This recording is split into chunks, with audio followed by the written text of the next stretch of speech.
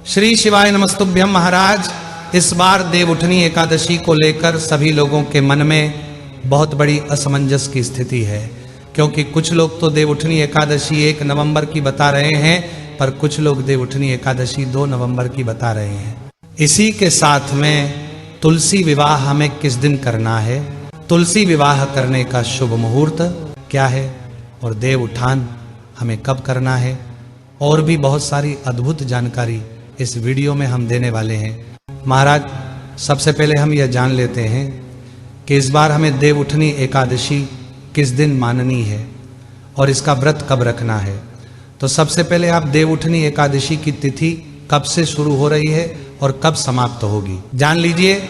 महाराज, कार्तिक मास शुक्ल पक्ष की देवउठनी एकादशी तिथि 1 नवंबर 2025 शनिवार की सुबह 9:12 पर होगी, और महाराज इसकी समाप्ति अगले दिन 2 नवंबर 2025 रविवार की सुबह 7:31 पर होगी। वैसे यहाँ पर देखा जाए तो उड़िया तिथि के अनुसार 2 नवंबर 2025 के दिन ही देवउठनी एकादशी माननी चाहिए, पर इस दिन तुलसी विवाह भी होता है, और तुलसी विवाह हमेशा शाम के समय या रात्रि के समय ही होता है, और 2 अक्टूबर के दिन सुबह के समय ही हमारी एकादशी तिथि समाप्त हो जाएगी, और इसके बाद द्वादशी तिथि लग जाएगी। और इसलिए महाराज, इस बार की देवउठनी एकादशी का व्रत आप सभी लोगों को 1 नवंबर 2025 के दिन ही रखना चाहिए, और तुलसी विवाह भी इसी दिन करना चाहिए। वैसे जो एकादशी द्वादशी से मिली हुई होती है, उस दिन का व्रत रखना ज़्यादा सही माना जाता है, जो कि 2 नवंबर 2025 के दिन रहेगी। पर तुलसी विवाह होने के कारण आपको देवउठनी एकादशी 1 नवंबर 2025 शनिवार के दिन की माननी चाहिए, और जो लोग देवउठानी एकादशी का व्रत रखते हैं उन्हें भी 1 नवंबर के दिन ही व्रत रखना चाहिए।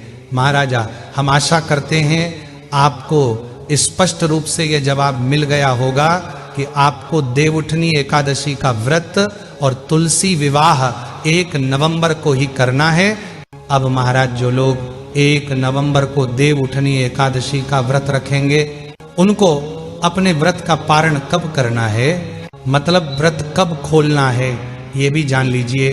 देवउठानी एकादशी का व्रत हमेशा शुभ मुहूर्त में ही खोलना चाहिए, और इस बार 2 नवंबर को हरिवासर का समय दोपहर के 12:30 बजे तक रहेगा, और हरिवासर के समय में हमें व्रत नहीं खोलना चाहिए।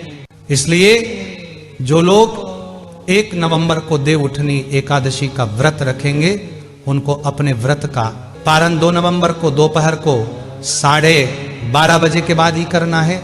मतलब आप अपने व्रत को 2 नवंबर को दोपहर 1:11 से 3:23 के बीच में खोलना होगा। महाराज, उसके बाद में जो लोग 2 नवंबर को देवउठनी एकादशी का व्रत रखेंगे, वह लोग अपने व्रत का पारण 3 नवंबर को करेंगे, और व्रत खोलने का शुभ मुहूर्त 3 नवंबर 2025 सोमवार को सुबह 6:34 से 8:46 के बीच में अपने व्रत को खोल सकते हैं।